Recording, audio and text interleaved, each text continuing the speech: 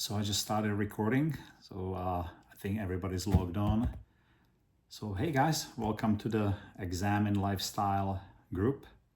And as we discussed last time, what I'm starting to do is I will record. I have outside cameras here.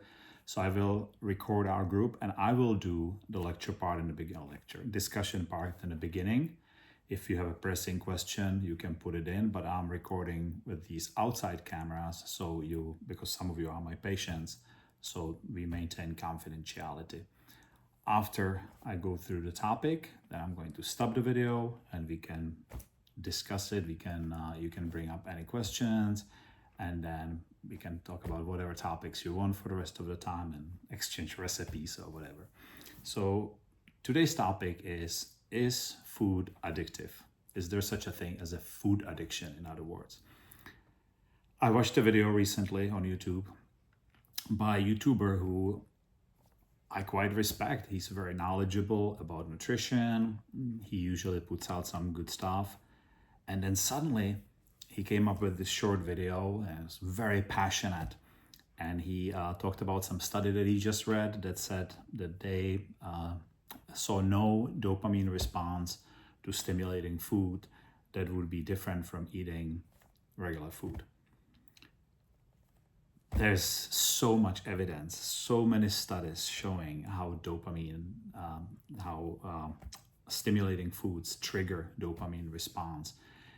So I don't know why he was so excited about this and why he kind of, I want to say fell for it, right? Because this was just some kind of study. Who knows where it came from.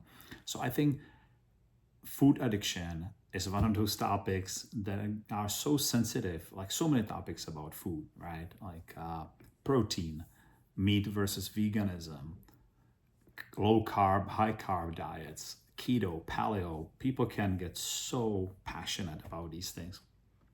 So I think maybe he had a history of hard drug abuse or alcohol abuse, and maybe he successfully overcame that. And so he just feels, food is nothing like what I went through and what I overcame. But it just made me want to talk about this topic and then later discuss what do you guys think. Many of you, most of you, I think today are bariatric patients. So you definitely have experience in this field, right? So how is food abuse different from food addiction? The term food addiction and food abuse I think they are just used interchangeably sometimes, but there are some key distinction between the two. Food addiction has to do with brain chemistry. Similar to food abuse, food addiction involves similar to substance abuse, food addiction involves changes in brain reward pathways triggered by certain foods, particularly high processed ones loaded with sugars, fat, salt. And these foods cause dopamine spikes. And I know I mentioned dopamine in introduction. I'm talking about dopamine now, and I'll explain that. They cause dopamine spikes leading to cravings and a desire to repeat a pleasurable experience. Food addiction also means loss of control. People struggling with food addiction experience a compulsive need to eat certain foods despite feelings full or even experiencing negative consequences like stomach aches. And I think if you guys are in a group, you can see the notes. I'm sharing the screen here, so if you wanna write anything down, and the people on the camera obviously don't see that because I don't want to share the screen with your names. And finally, there's the withdrawal symptoms. So when they try to stop eating these trigger foods, they may experience withdrawal symptoms like irritability, fatigue, and intense craving. So it's kind of like drug abuse, right? Or is it not?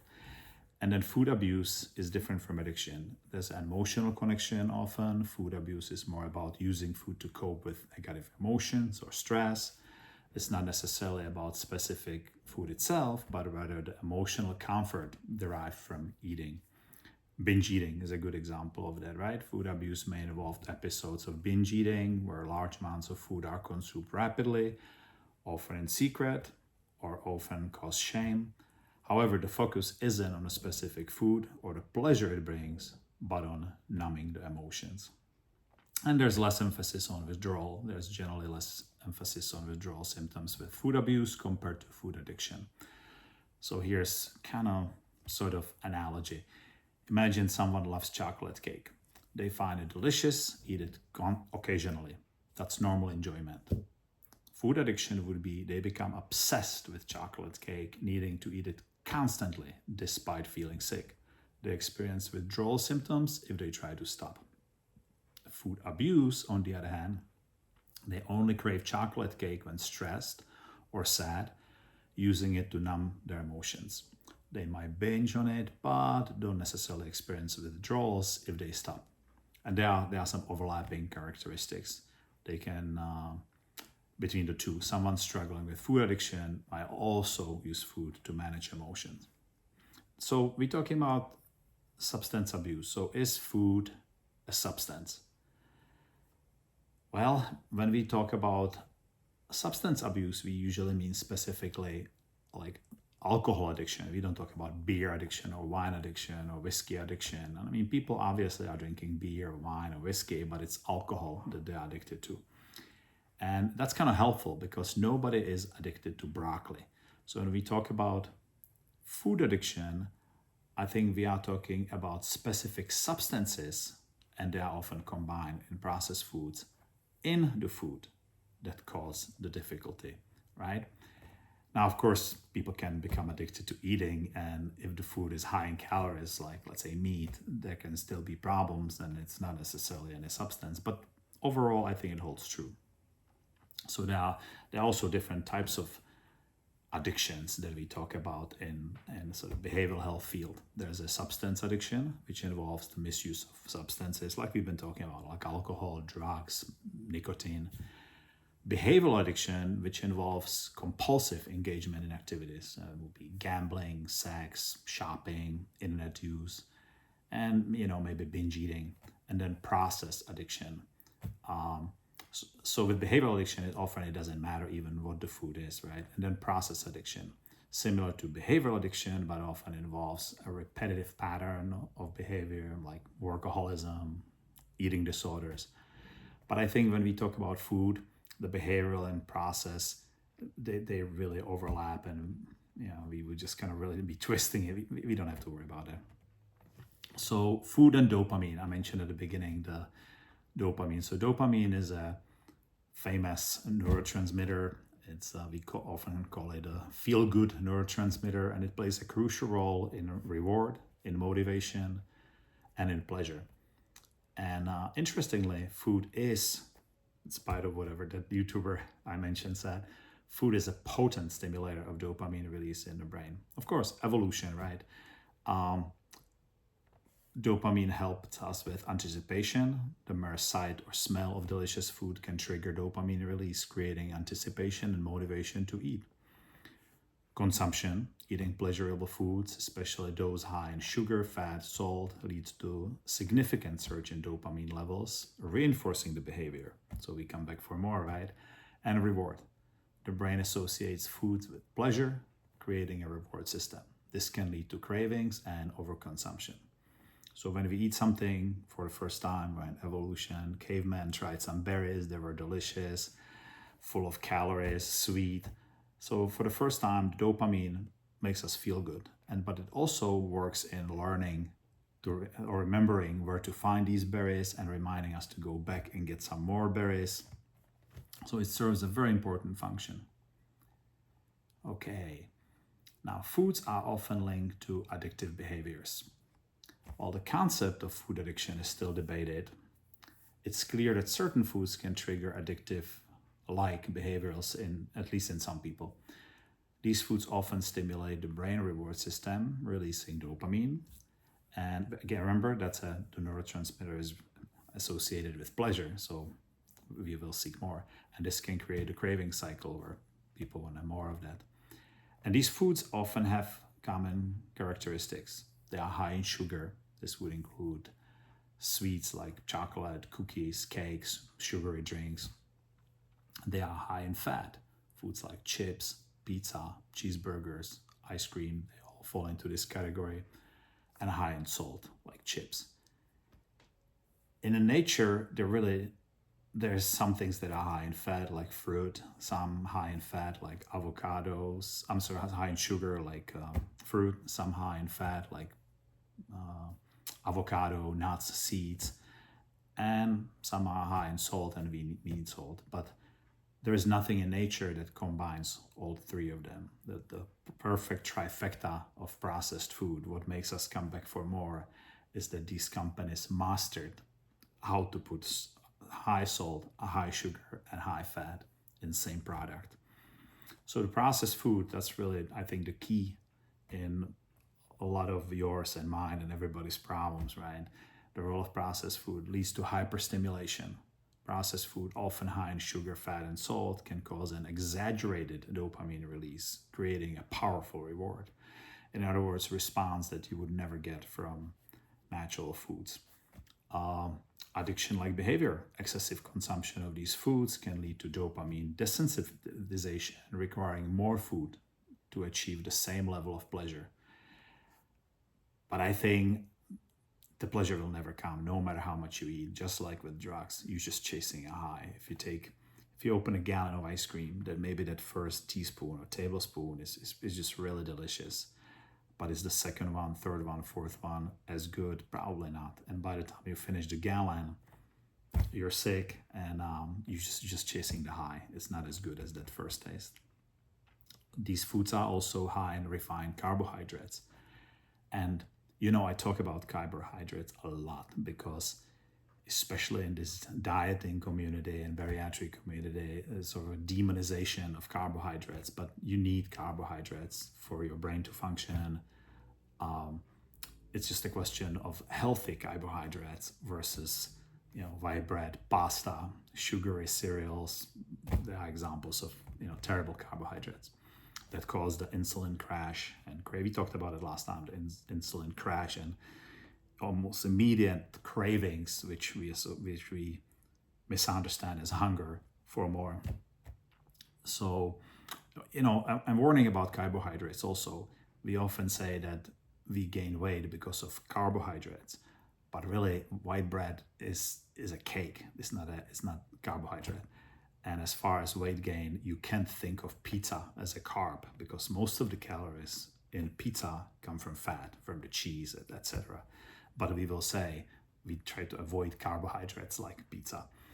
So while food itself isn't inherently addictive, certain types of food can create compulsive behaviors that resemble addiction.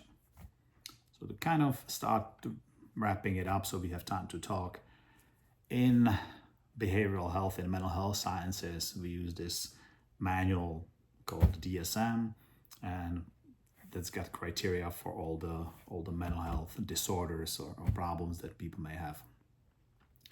So in the DSM, it defines addiction, also known as a severe substance use disorder, as a complex condition and involves 11 criteria. Number 1, uncontrolled use. And by the way, in order to diagnose something, you need to have so many out of the 11.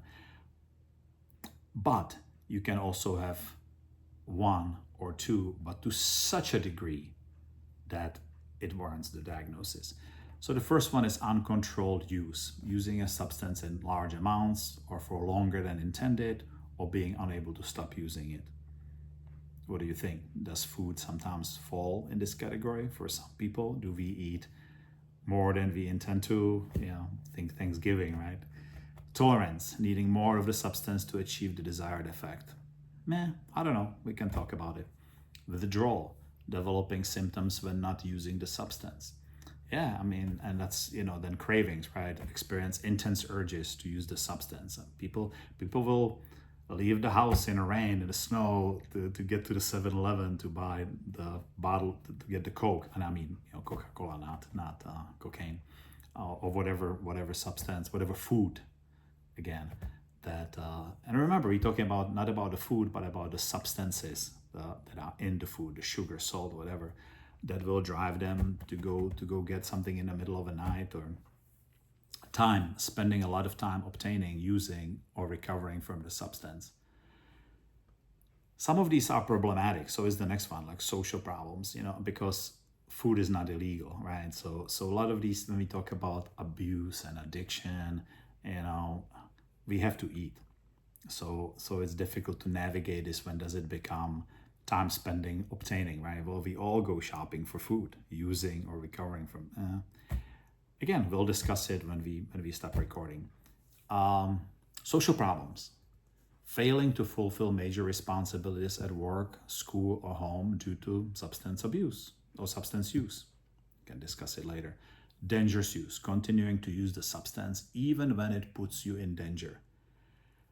This is a big one because I think we all do that to some extent, and we can talk about when it becomes unhealthy, right? Because most of us don't just eat salads and nuts. We should eat whole food, plant-based diet, but we all treat ourselves to this and that, even though we know it's not healthy.